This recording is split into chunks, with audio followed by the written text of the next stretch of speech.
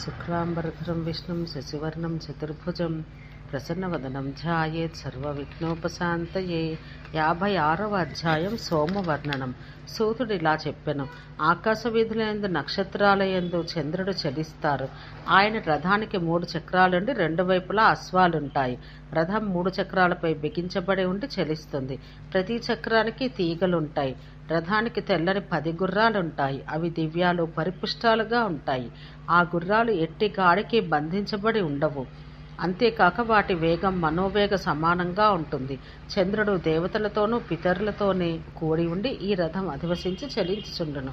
ఆయన కిరణాలు శ్వేతవర్ణంలో నీటిపై గల తుంపర్ల రూపంలో ప్రకాశిస్తాయి.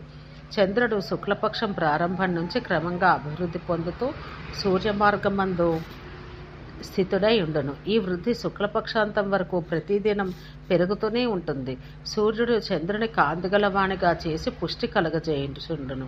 కృష్ణపక్ష మధ్యమందు దేవగణముల చంద్రుని కాంతిని తాగివేస్తారు. ఈ దేవతల చేత 18 దినముల పాటు ఈ తాగివేత జరుగుతూనే ఉంటుంది. సూర్యుడు తన ఏకైక సుషుమ్న అను కిరణం చేత ఈ భాగం పూజించబడను. ఈ ప్రకారం చంద్రుని శరీరం సూర్యతేజం చేత పునఃవికాసం చెంది పుష్టి పొందుతుంది. శుక్లపక్ష పూర్ణిమ తిథి యందు చంద్రుడు తన రూపంతో శ్వేతమండలమందు కనిపించును. కృష్ణపక్షమందు విధియ నుండి ప్రారంభమై చతుర్దశి తిథి యందు దేవగణాలు చంద్రుని యొక్క జలమయ మధువును అమృతాన్ని తాగివేస్తారు.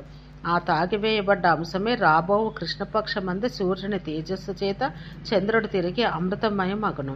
పూర్ణిమ తిథి నాడు రాత్రంతా దేవగణాలు చంద్రుని వద్దే స్థితులై ఉంటారు. దేవతలతో పాటు మునిగణములు పితృగణాలు కూడా కలిసి ఉందరు. చంద్రుడి కళలు సూర్యుని సమక్షమందు కృష్ణపక్ష ప్రారంభం నుంచే క్రమంగా క్షీణించును. 36,333 సంఖ్యగల దేవగణములు చంద్రుని అందలి అమృతాన్ని తాగుతారు. కృష్ణపక్షంలోని ప్రతిదినం దేవగణాల అమృతాన్ని సేవించి అమావాస్య నాటికి వెడలిపోవుదరు. మరలా చంద్రుని వద్ద అమావాస్య నాడు పితృగణములు వచ్చి శుక్లపక్షం నుంచి శుక్లపక్షం వరకు మిగిలి ఉండే అమృతాన్ని సేవిస్తారు. పిమ్మట చంద్రుని యందు 14వ భాగం అంతిమ కళారూపంగా శేషంగా ఉన్నప్పుడు అపరాహ్నాన పితృగణాలు చంద్రుని వద్దకు వచ్చును. మిగిలి ఉన్న అమృతాన్ని 2 కళల వరకు ఆ పితృగణములు తాగివేస్తారు. అంతేకాక అమావాస్య తిథి నాడు కిరణాల నుంచి వెలువడ స్వధా అను అమృతాన్ని పానం చేస్తారు. ఆ అమృతపానం చేసిన పిమ్మట పూర్తి నెల అంతా పూర్ణ సంతుష్టులై అక్కడి నుంచి వెడలిపోతారు. పితృగణాలతో తాగబడ్డ తర్వాత మిగిలి ఉన్న చంద్రకళ కరిగిపోవును. చంద్రుని వృద్ధి క్షయములు ప్రతి పక్ష ఆరంభమందు 16వ దినాన జరగగలదు.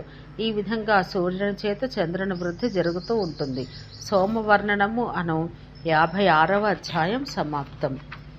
ఓం శాంతి శాంతి శాంతి.